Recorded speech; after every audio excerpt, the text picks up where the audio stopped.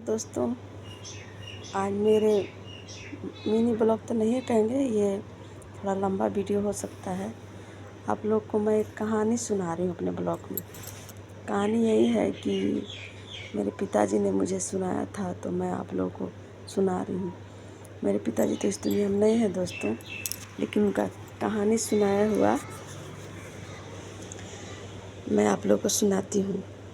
कहानी का शीर्षक है कि अंधेरपुर नगरी चौपट राजा। तो मेरे पिताजी सुने थे तो उनको सुनाए थे, कहीं पढ़े थे किसी किताब में। तो अंधेरपुर नगरी चौपट राजा में एक राजा था और एक गुरु और उसका एक चेला। तो गुरु जी थे तो बहुत बुद्धिमान गुरु जी थे, तो समझ गए कि इस राजा तो ये राजा मूर्ख है, इसके साथ रहेंगे तो हमको मतलब कभी ना कभी बुरे वक्त में फंस सकते हैं। तो वो सोचा कि मैं इस राज से चला जाऊंगा। तो जब जाने लगा ना दोस्तों, तो फिर अपने चेला को बोला कि इस चेला को मैं क्यों यहाँ छोड़ूं, इसको भी मैं लेके जाता हूँ। तो फिर बोला कि चल मेरे साथ, यहाँ रहने से कभी तुम मुसीबत में फंस जाएगा। तो फिर बोला ना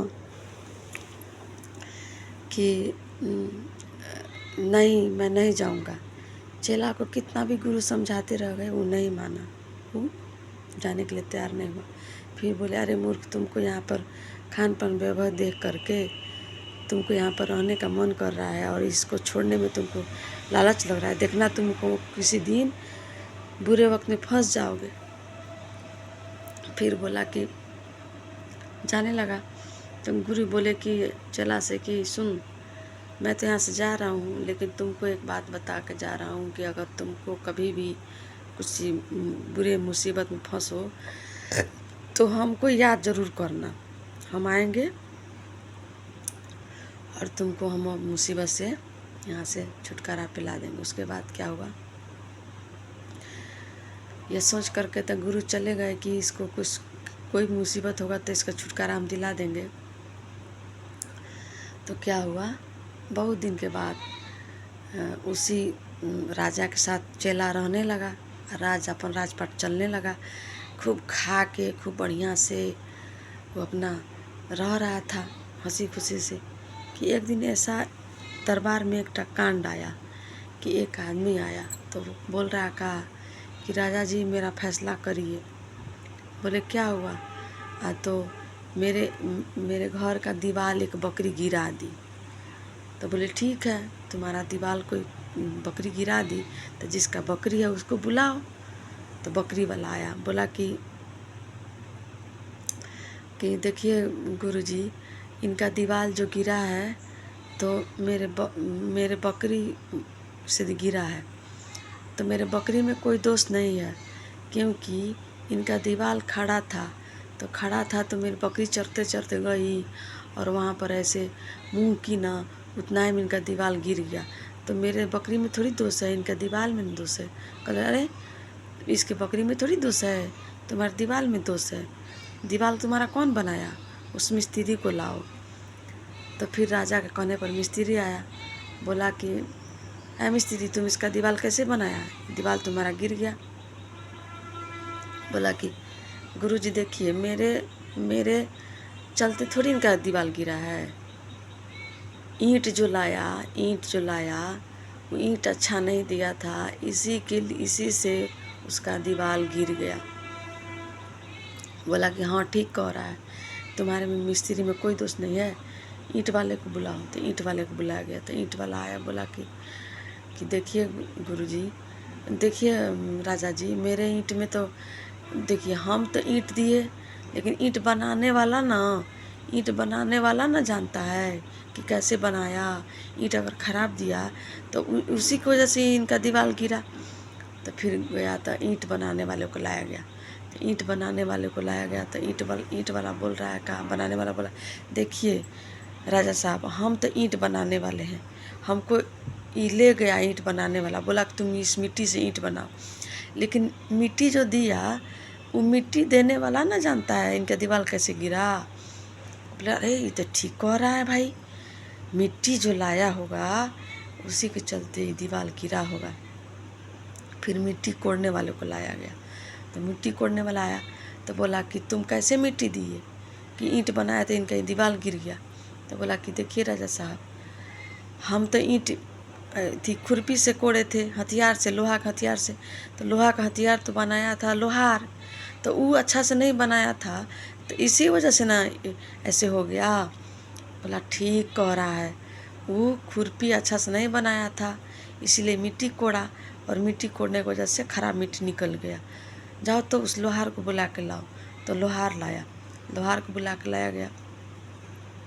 तो बोला कि देखिए राजा साहब, हम तो नहीं जानते हैं, हम लोहा जब पीट रहे थे तो जो लोहा पर हथौड़ी चला रहा था वो अच्छा से हथौड़ी नहीं चलाया, इसी की वजह से ही खुरपी अच्छा से नहीं बना, तब माटी अच्छा से नहीं कोड़ा पाया। तो बोला कि जो कौन हथौड़ा चला रहा था रे, उससे लेके आओ।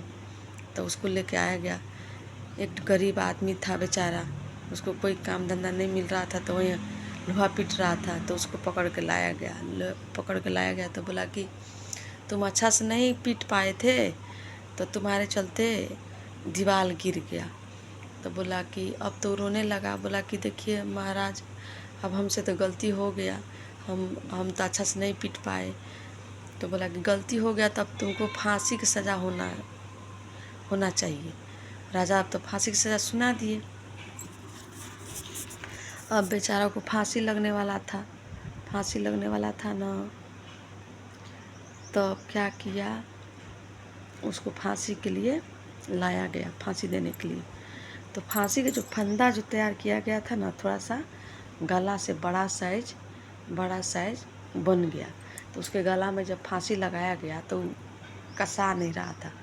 तो राजा साहब बोला, सुनो, ये फंदा लेके आओ। तो ये तो फंदा इसके गले में हो ही नहीं रहा है, इसका गला पतला है, इसका गला तो मोटा होना चाहिए, ये फंदा तुम बड़ा बना दिए हो। तो बोला कि हाँ महाराज, तो हम फंदा बड़ा बना दिए। तो बोले कि तुम अपने गर्दन में लगाओ। तो आप तो डर से बेचारा, आपकी वो सोच रहा कि अब तो फांसी मुझे लगा देगा राजा। तो अपने में लगा था, किसी तरह से मतलब कसाया नहीं, निकल गया, तुम्हारे में भी नहीं होगा। तो कहा कि अरे यहाँ पे कौन है इस लायक, इतना मोटा फंदा लगने के लिए, इस राज दरबार में कौन है। तो बोला कि तब देखा अपने चेला की तरफ, वो तो खूब वहाँ पर घी मलिदा खा के मोटाया हुआ था। गुरु कितनों समझाया कि चल चल मेरे साथ यहाँ रहेगा तो कुछ बुरे वक्त में फंस जाएगा, नहीं माना। उसका मोटा गर्दन हो गया था, खाक पीट के एकदम मस्त। अरे हाँ, इसका गर्दन बहुत मोटा है, ये लगेगा, ये लग जाएगा, इसको फांसी लग जाएगा। उसको अब लाया गया फांसी, उसका में लगा था मोटा गर्दन था, तो चप दबा फंस गया। अब कि हाँ, इसी को फांसी लटकाया जाएगा। तो बोला कि ठीक है, अब इसको फांसी लटका। राजा बोले कि इसको फांसी लटका दो। जब उसको फांसी लटकाने गया लोग सब, तो बोला कि राजा साहब, कोई भी आदमी फांसी लटकता है तो एक अंतिम इच्छा पूछता है, आप हमसे पूछे ही नहीं मेरा अंतिम इच्छा। तो बोला अरे हाँ, तुम बताओ तुम्हारा अंतिम इच्छा क्या है। तो बोला कि मैं अपने गुरु से मिलना चाहता हूँ। तो बोले अरे इसका गुरु लेके आओ, इसको बुला के इसके गुरु को। तो गुरु आया, तो बोले कि जाओ मिलो। तो बोले अरे साला, तुमको हम बोले थे यहाँ से निकल, ये अंधेरपुर नगरी चौपट राजा कभी ना कभी तुमको बुरे वक्त में फंसाएगा। आज तुम तो फंस गए, तुमको फांसी लगेगा। खा पी के इतना मोटा गर्दन कर लिया है कि और फंदा मोटा था तुम्हारा, मोटा देख के तुमको फांसी लग रहा है, अब सोचो क्या होगा। गुरु जी हमको बचा लीजिए, हम आपका बात माने रहते थे, यहाँ से हम चले जाते, हमको किस तरह से यहाँ से बचा लीजिए गुरु जी। तो बोले कि ठीक है, एक बात सिखा रहे हैं, तुम वहाँ पर फांसी लटकने जाना, तब तुम जैसे जैसे हम बोल रहे हैं वैसे वैसे तुम बोलना। तो दोनों आया, हो गया वार्तालाप। राजा बोले हो गया तुम लोग का बातचीत, मिल लिए ना, अब चलो फांसी ले। तो बोले कि हाँ हम लोग मिल लिए, लेकिन एगो फांसी लटकने में एगो शर्त है महाराज। तो क्या? तो इसका फांसी नहीं लगा, मेरा लगेगा। तो बोला कि नहीं महाराज, मैं चेला हूँ, मेरा लगेगा। तो बोला नहीं महाराज, मेरा लगेगा। तो बोला कि अरे तुम दोनों काहे लड़ रहे हो फांसी लटकने के लिए, वो कह रहा है मेरा लगेगा, वो कह आखिर बात क्या है। तो बोला कि गुरु बोले कि महाराज, अभी का जो जिसको फांसी, अभी जिस मुहूर्त में फांसी लगेगा ना, उसको डायरेक्ट स्वर्ग मिल जाएगा, इसीलिए मेरे चेला को छोड़ दीजिए, हमको फांसी लगा दीजिए।